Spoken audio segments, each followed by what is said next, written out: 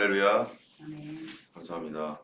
오늘도 하나님께서 우리에게 좋은 하루를 주셨습니다. 이날도 날마다 주와 동행해 가기를 원합니다. 이제 겨울이 이제 서서히 가고 따뜻한 봄이 이제 오고 있는 것을 우리가 바람을 통해서 느끼고 있습니다.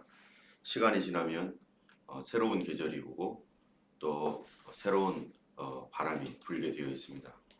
우리가 지금까지 기도하며 하나님께 간구했던 것들, 겨울과 같은 시절도 참고 인내하고 기다리면 이제 새로운 봄이 오고 또 하나님께서 이것을 창조의 질서로 우리에게 주신 것처럼 누구든지 그리스도 안에서 낙심치 않고 말씀을 붙들고 있으면 하나님께서 때가 되면 이루시고 반드시 역사하십니다.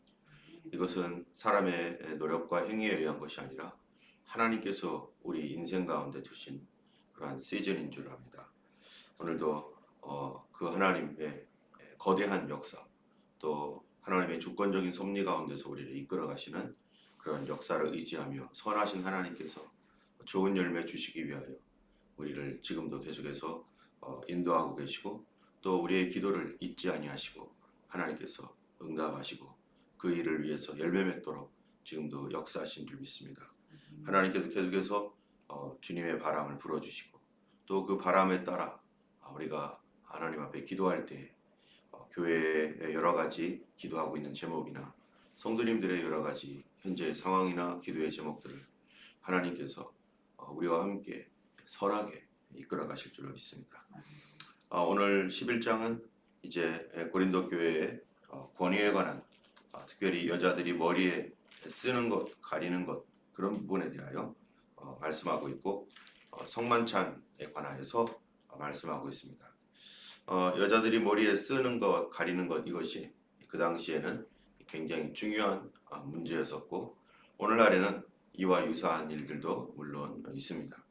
또 지금 오늘날의 어떤 교회는 여자들이 지금도 머리에 뭐를 쓰고 예배를 드리거나 또 이 부분에 있어서 뭐 이러쿵저러쿵 얘기하고 있지만 대부분의 교회는 머리에 쓰지 않고 예배드리는 그런 모습이죠.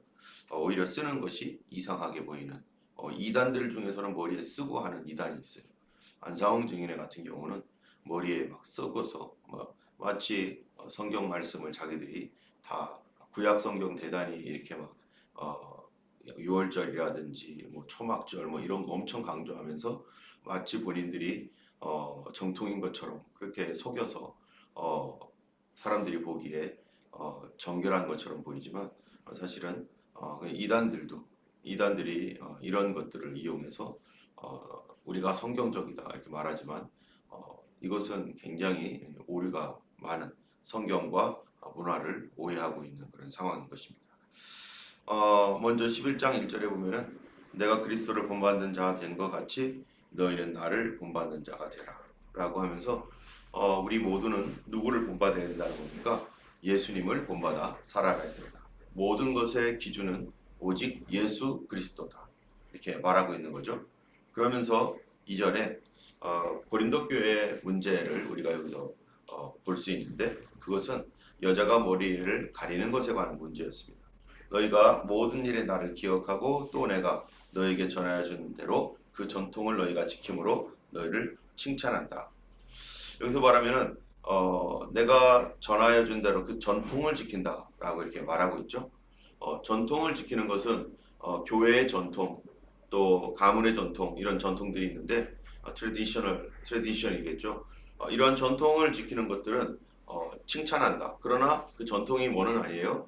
성경은 아닌 것이죠. 그러나 그 전통이 사람들이 살아가는 데 있어서 굉장히 중요한 것입니다.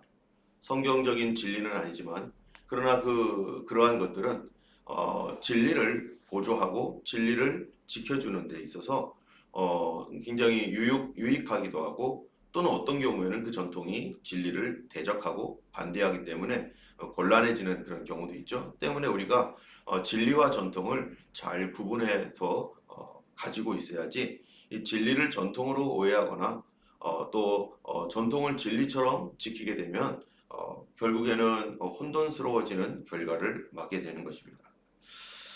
그래서 예수님께서도 장로들의 유전 이런 얘기들을 하시잖아요. 너희가 장로의 유전을 지키기 위해서 하나님의 말씀을 버린다. 오히려 장로의 유전은 이 하나님의 말씀을 지키고 돕기 위해서 존재했던 것인데 이것이 거꾸로 돼가지고 하나님의 말씀이 오히려 소홀히 되고 장로의 유전이 진리처럼 사람들에게 각인되어지게 되는 이러한 일들이 이게 고린도 교회에서도 동일하게 있었던 것입니다. 자, 그러면 그런 전통이 있음에도 불구하고 잘못된 것들을 진리처럼 여기게 되면 어떠한 일이 생기는지 이제 3절에서부터 우리가 한번 읽어보려고 합니다. 3절에 보니까 그러나 이렇게 시작합니다. 그러나 전통을 지킴으로 칭찬을 하는데 그러나 문제 있다. 나는 너희가 알기를 원하노니 남자의 머리는 그리스도요 여자의 머리는 남자요 그리스도의 머리는 하나님이시라. 여기서 이제 하나님의 창조에 관하여서 말하고 있는 것입니다. 너희가 알기를 원하는데 남자의 머리는 그리스도요. 여러분 머리라는 것이 무엇을 의미합니까? 머리는요 그 당시에 책임진다는 의미입니다. 남자는 누가 책임지는 거예요? 여자가 책임집니까? 오늘날에 여자가 책임지는 남자도 있죠. 그래서 여성들이요 오히려 더 이렇게 집안을 책임지시는 분이 계십니다. 예, 그러면 얼마나 남자가 뭐라고 해야 되죠? 행복? 아니죠. 행복한 건 아니죠. 그 서로 보완하는 관계이지만 과거에는 남자가 일을 다 해서 먹고 살았습니다. 여성들은 상대적으로 체력적으로도 그 밭일을 하거나 밖에 일을 하기가 어려웠었어요. 대부분의 일은 남성들이 해야만 했었습니다. 왜냐하면 다 힘을 쓰는 거니까. 오늘날에는 전혀 다르죠. 오늘날에는 힘을 쓰는 것이 아니라 머리를 써야 되는 것이 있고 또 감정을 가지고 더 이렇게 해야 될 일들도 많이 있죠. 상담이라든지 뭐 이런 것들은요 남자가 하기보다는 여성들이 훨씬 더 잘하기도 하고 교육도 마찬가지죠.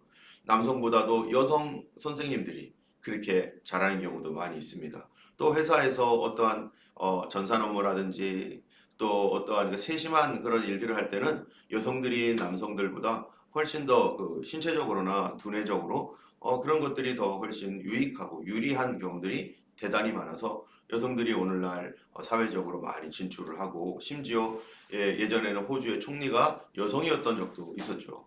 한국도 마찬가지지만요.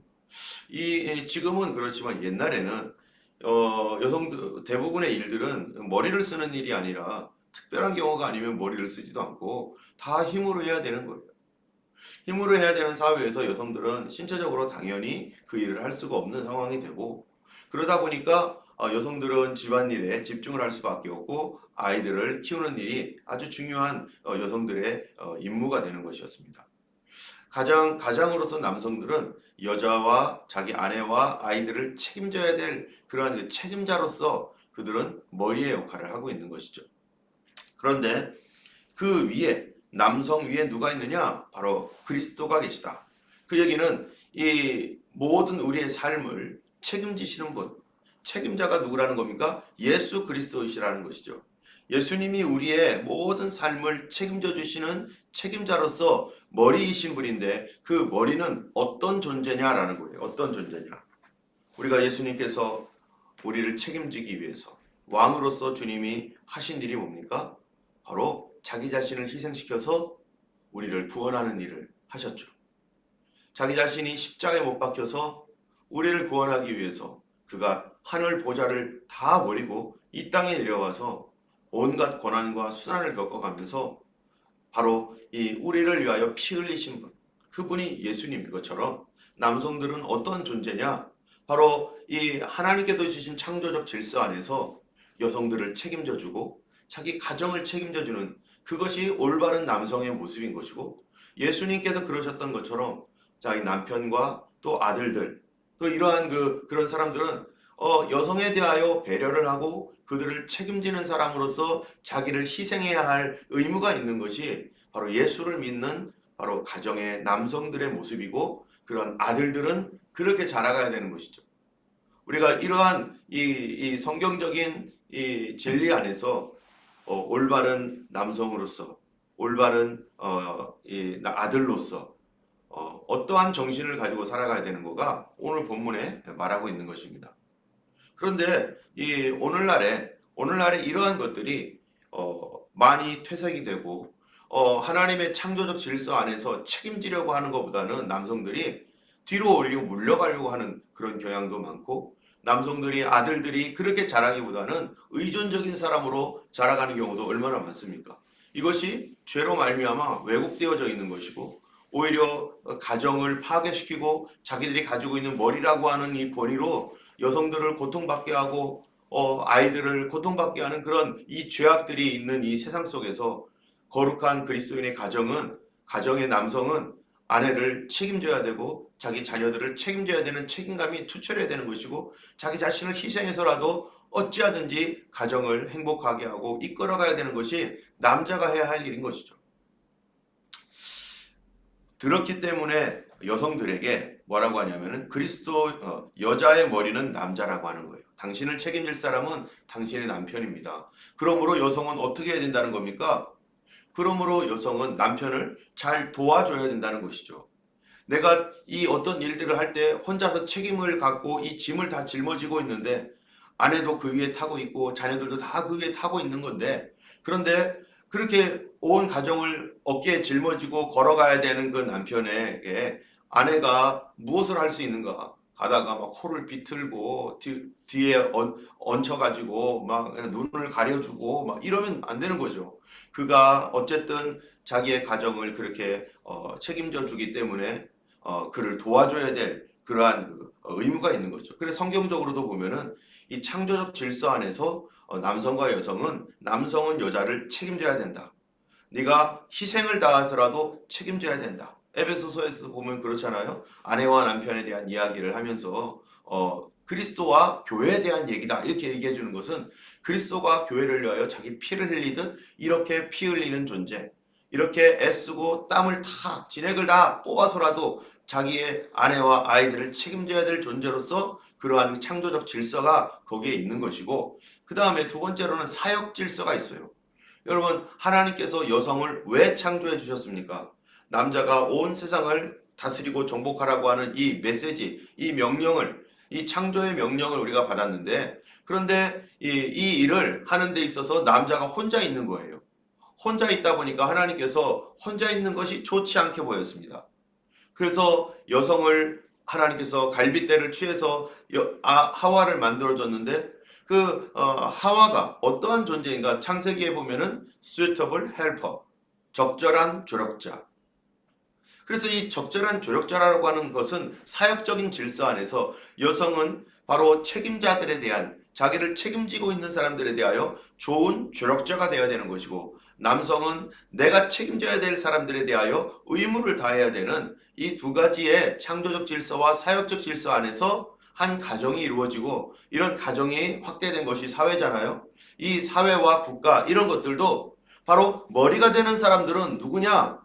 누리고 막 그냥 정복하고 뭐 이렇게 하면서 막 그냥 다른 사람들은 막 자기 마음대로 컨트롤하는 그런 존재가 아니라 바로 책임지는 사람. 맨 마지막에 어떤 문제가 생겼을 때 그 모든 것들의 책임을 자기가 져야 되는 거죠. 그래서 그것을 위해서 희생하고 애쓰는 때문에 여성들은 남성을 잘 돕는 사역적인 존재로서의 어떠한 질서 안에서 이렇게 서로 돕고 책임지는 역할을 해야 되는 것이 바로 오늘 본문에 말하고 있는 것입니다. 그래서 이제 4절이 나오는 거예요. 그래서 뭐냐면은 무릇 남자로서 머리에 무엇을 쓰고 기도나 예언을 하는 자는 그 머리를 욕되게 하는 것이다. 이게 무슨 말이에요? 남자의 머리는 오직 누구밖에 없어요? 예수님밖에 없어요. 그리스도밖에 없어요. 그리스도께서 우리를 책임져 주시는데, 그런데 남자가 머리에 무언가를 쓰는 것은 그 무엇을 의미하는가? 이것은 여기에 보니까 머리에 뭐를 쓰고 기도나 예언을 하는 것은 그 머리를 욕되게 하는 것이다. 바로 주님이 계시는데 자기의 머리에 뭐를 썼다는 얘기는 이것이 오히려 하나님을 욕되게 하는, 그리스도를 욕되게 하는 그런 표가 된다는 것입니다. 자기 위에는 누구밖에 없는데요. 예수 그리스도 밖에 없는데 마치 그 위에 뭐가 덮어가지고 뭐가 있는 것처럼 그 위에 다른 것이 없고 오직 예수밖에 없는데 주님은 보이는 분입니까? 보이지 아니하시는 하나님이시죠. 때문에 그 머리 위에는 오직 주님만 있습니다 라고 하는 의미로 남성들은 아무것도 쓰지 않고 기도하거나 예언을 한다는 것입니다. 그런데 여자들은 거꾸로 무엇을 하는가? 5절에 보니까요. 무릇 여자로서 머리에 쓴 것을 벗고 기도나 예언을 하는 자는 그 머리를 욕되게 하는 것이다. 여성은 또 달라요. 여성은 그 머리에 무언가를 쓰고 이렇게 기도를 하라는 거예요. 그러면은 여성들이 무언가를 쓰고 기도하고 예언하는 의미가 뭡니까? 바로 자기 위에 인간 존재로서의 남편이 있다. 나의 머리는 남편이다. 라고 하는 나를 책임질 사람은 남편이다. 라고 하는 의미를 가지고서 이거를 쓰는 건데, 그런데 이 내용이 그럼 구약 성경에 이런 내용이 있느냐라는 것이죠. 여러분, 구약 성경에 이런 성경적 어떤 근거가 있나요? 구약 성경에서는요, 머리에 무언가를 이렇게 가리고 여성이 뭐 기도하거나 이러라는 내용이 하나도 없습니다. 이것은 그 당시의 관습과 문화 안에서 우리가 이해를 해야 되는 거예요. 그 당시에 구약 성경에서는 물론 이 머리에 뭐 이렇게 하나님을 의미하는 내 머리 위에 주님 계시다라고 하는 남성들에게 머리에 주님 계시다라고 하는 기파라고 하나요? 이런 거를 빵모자 같은 것들을 쓰고 그렇게 유대인들은 그렇게 했지만, 그러나 성경 안에서는 그런 어떤 머리에 뭐 쓰고 벗고 하는 어떤 이러한 그 의미가 별로 그러한 그 내용이 없는 거예요. 그렇다면 이거는 어디서부터 온 건가? 바로 헬라 당시에 그 사도 바울이 살던 그 당시에 관습과 전통, 문화 속에서 헬라 문화나 이런 그런 문화 속에서 있는 그러한 자연스러운 내용이었습니다. 그 내용은 그 당시에도 오늘날과 같이 가부장 사회잖아요. 가부장 사회에서 사람들에게 일반적으로 통념적으로 이해되는 게 있는 거죠. 우리도 그렇잖아요. 이 일반적으로 성경의 진리가 아니지만 인간의 양심상 일반적으로 문화 안에서 어떤 것들이 이렇게 받아들여지고 그런 것들이 그렇게 해야 돼 라고 하는 거 있죠. 예, 운전을 할 때 우리 어디서 운전을 해야 됩니까? 예, 오른쪽으로 합니까? 왼쪽으로 합니까? 한국과 반대잖아요. 여기에서는 이게 진리는 아니지만 이렇게 살고 있는 거예요. 그리고 그거를 깨뜨릴 때 그게 문제가 되는 거죠. 진리는 아니잖아. 왼쪽에서 운전을 하든 운전대가 오른쪽에 있든 그거 문제가 아니죠. 그런데 여기에서는 그렇게 모든 사람들이 하고 있단 말이죠. 그럼 그것을 깨는 그 순간 이제 막 여기저기서 난리가 나고 이제 부서지고 깨지고 할 수도 있는 거죠. 마찬가지로 그 당시에서는 여성들이 머리에 무엇을 쓰는 것은 그 당시의 사람들의 통념상 정숙한 여인이라고 하는 의미가 있습니다.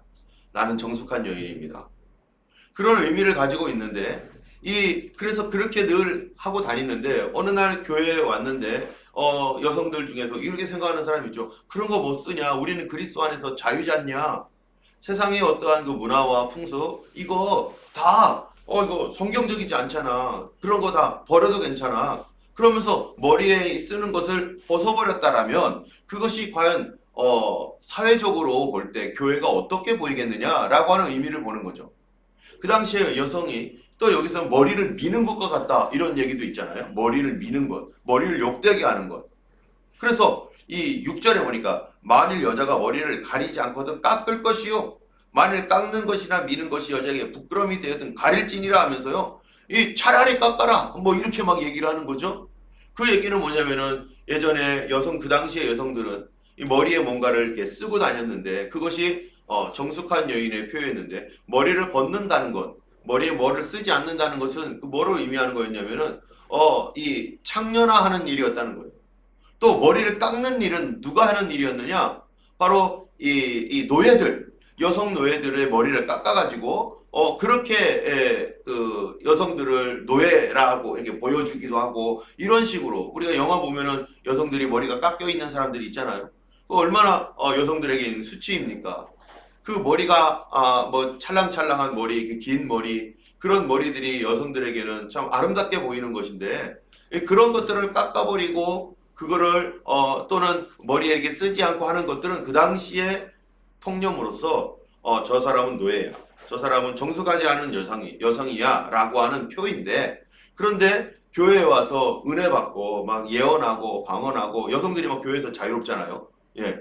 막그 종과 어떤 주인의 어떤 관계도 교회 안에서는 이제 많이 이제 사라져가고 있고, 비록 사회적으로는 그렇지만 교회 안에서는 다 형제 자매로서 막 이렇게 아름다운 그러한 그 교제를 이루고 있는 그 교회에서 뭐 여성들이 막 이제 뭐 여권이 신장되어 있다고 하나요? 막 그렇게 되면서 이 어떤 리더십도 발휘하고 있잖아요. 그래서 누구네 집에 모여서 예배드리고 루디아 같은 사람, 또 뭐 이 성경에 여성들 많이 베베 뭐 많이 나오잖아요. 그분들이 그 당시 초대교회의 지도적인 역할을 했던 여성들이거든요. 이런 여성들일지라도, 그러나 그 사회적으로 이렇게 교회를 바라볼 때 여자들이 교회에서 머리 안 쓰고 막 난리치고 막 예언하고 방언하고 막 이런 거를 볼 때 세상 사람들이 어떻게 보겠느냐? 교회가 왜 저래? 교회가 저렇게 지금 이 교회는 정숙하지 않은 곳이구나. 교회는 이 올바른 곳이 아니구나. 이렇게 사람들이 그들의 생각으로 볼 때 교회가 그렇게 보일 거 아니겠느냐. 또 심지어는 은혜 받았다고 해서 우리가 뭐 이런 거 쓰냐, 세상 관습 다 버려버리고 우리 마음대로 해. 뭐 이 성경적이도 않은 거 가지고 우리가 굳이 지킬 필요 있어? 하면서 머리에 있는 거를 다 벗어버리고 마음대로 하고 그런 사람들이 있었던 것이죠. 그렇기 때문에 이러한 것들을 가지고서, 이러한 문화적 배경을 가지고서 사도 바울이 우리들에게 오늘 본문을 얘기하고 있는 것입니다. 그 얘기는 뭐냐면은 여성들이나 남성들이나, 남성은 여성을 책임져야 될 권리를 책임져야 될 의무가 있고, 여성들은 언제나 남성을 그렇게 책임져야 되는 사람들을 도와줘야 되는 그러한 의무가 있는 것이다. 주님께서 그렇게 했던 것처럼 교회 안에서도 비록 이 성경에 뭐 머리를 쓰라 마라 뭐 이런 얘기가 없지만, 그 교회 안에서도 세상의 사람들이 볼 때에도 선한 교회로서의 어떠한 그런 모습, 그 당시의 전통과 관습이나 이런 것들을 통해서 세상 사람들이 볼 때에 저것은 참 교회가 좋다, 참 교회가 선한 곳이구나 라고 하는 것들을 그들에게 보여줄 수 있는 빛으로서 그렇게 해야 된다는 거죠. 때문에 우리나라의 그 교회가 복음이 들어왔었을 때에도 사람들 안에 교회는 참 좋은 곳이야. 일반적으로 그렇잖아요. 예전에 제가 어렸을 때만 해도 교회 다니냐? 그러면 저희 부모님들이 교회 다니게 했던 이유가 있어요. 교회 다니면 사람 착해진다더라. 교회 다니면은 사람들 이렇게 용기도 생기고 착해진다더라. 그게 사람들에게 일반적으로 갖고 있는 생각이었죠. 근데 만약에 교회 다니면 테러리스트 된다더라. 교회 다니면 애가 더 나빠진다더라. 그럼 어떤 부모님이 교회를 보내요? 아무도 안 보내겠죠. 교회는 정숙하지 못한 사람들의 집단이다더라. 여자들이 다 머리에 머리 밀고 쑥 벗고 자기 맘대로 한다더라. 그러면은 아무도 교회 보낼 사람 없을 것입니다. 교회가 세상에서 빛이 되는 데 있어서 사람들에게 볼 때도 그들의 통념과 관념 안에서 교회는 참 좋은 곳이야. 교회에 가니까 마음이 편안하고 사람이 달라졌어 라고 하는 그러한 것들을, 그것이 더 중요한 것이죠. 그러한 모습으로 교회가 세상에 빛과 소금의 역할을 하면서 점점점 그 교회가 그 사회를 어떻게 해요? 조금씩 바꿔나가면서, 그러면서 지금까지 이렇게 이어져 오게 되었던 것이죠. 때문에 우리가 이러한 그 당시의 사회적 관념과 더 중요한 복음 진리에 관한 이러한 내용들을 우리가 잘 구분해서 이것들을 봐야 되지, 만약에 이거를 구분하지 않고 여기 보니까 머리에 쓰라고 했네? 그러면은 왜 우리 교회는 머리 안 쓰는 거지? 그러면서 그 당시의 전통과 그 당시 풍습 안에서 있는 전통과 관습을 마치 성경인 것처럼 가지고 들어오면, 그러면 그거를 지금도 머리에 쓰면서 뭐라고 하는 거예요? 우리는 성경대로 하는 거야. 성경대로 하는 게 아니라 성경 안에 여러 문화와 전통 관습이 있는데 성경 진리와 문화 전통 관습과 구분도 못하는 거죠. 그런 것들은 만약에 오늘날 다시 여성들이 머리 쓰는 것이 사회적인 전체적인 통념상 머리 쓰는 것이 정숙한 여인이다라고 하는 그러한 것들이 전체적으로 퍼져 있다든지, 또 이슬람에 전도하다 보면은 여성들 다 머리에 뒤집어 쓰잖아요. 그런데 뒤집어 쓰지 않고 그냥 이렇게 생으로 다니는 사람도 있어요. 그러면서 만약에 머리에 나는 크리스찬이니까 머리에 안 쓰고 난 생으로 다닐 거야. 그러면은 그 사람들이 이슬람 문화권에서 바라보는 그리스도인은 어떤 사람입니까? 저 여자는 왜 저래 저거? 정숙하지 못하게. 그들에게 있어서 머리에 뭔가 이렇게 두르는 것은 그 사람들에게는 어떠한 그 의미가 있잖아요. 자기들 종교적 의미가 됐든 아니면 사회 간섭적 의미가 됐든 그렇게 쓰고 다닐 때 그래서 교회 예수님을 믿고 교회에 들어왔어도 이슬람에서 예수 믿는 이슬람권에서 예수 믿는 사람들이 그래도 여성들이 와서 쓰는 사람도 있고 살짝 벗는 사람도 있고 여러 대 있죠. 지금 이란 같은 데서는 나 안 쓰겠다 해가지고 머리 벗은 바람에 그 사회가 막 난리가 나가지고 원래 옛날에는 이란이 어땠습니까? 호메니가 이 이슬람 혁명 하기 전에는 여성들이 얼마나 자유로웠는지 몰라요. 팔레비 왕조 때 머리 다 벗고 저기 뭐예요? 유럽 사회와 같은 수준으로 살고 얼마나 잘 살았는지 이란이. 그래가지고 이 자기네 나라에서 심심하면요 비행기 타고 유럽에 가가지고 시장 보고 올 정도로 그렇게 살던 나라였습니다. 그런데 호메니라고 하는 사람이 이슬람 혁명을 딱 일으키면서 여성들 하루아침에 머리 싹 뭐라고 하는 거예요. 다 가려라. 그리고 이슬람식으로 하면서 지금 저 모양이 됐죠. 그러니까 이제 그렇게 살다 보니까 너무너무 고통스럽고 지금 계속 전쟁 국가 해가지고 막 핵 개발한다는 동 어쩐다는 동 하면서 이러니까 여성들이 막 우리 뭐 벗겠다 막 이 데모하고 지금 그러한 상황이지만 그거는 뭡니까? 그거는 그들의 문화와 관습과 어떤 사회적인 어떤 전통 안에서 이런 것들이 이렇게 변화되어 가고 있는 것이죠. 그런 것들을 교회가 다 무시해버리고 우리는 자유로우니까 다 벗어! 그러면은 사람들에게 있어서 이 모든 것이 가하나 모든 것이 뭐를 세우는 게 아니라고요? 덕을 세우는 게 아니라는 거예요. 우리가 할 수 있지만 그러나 덕스럽지 못하면 어떤 덕입니까? 이런 덕은 사람들과의 관계 안에서 교회의 이미지 이런 것들 안에서 덕스럽지 않으면은 그런 것들은 버려라. 그런 것들은 자제하라.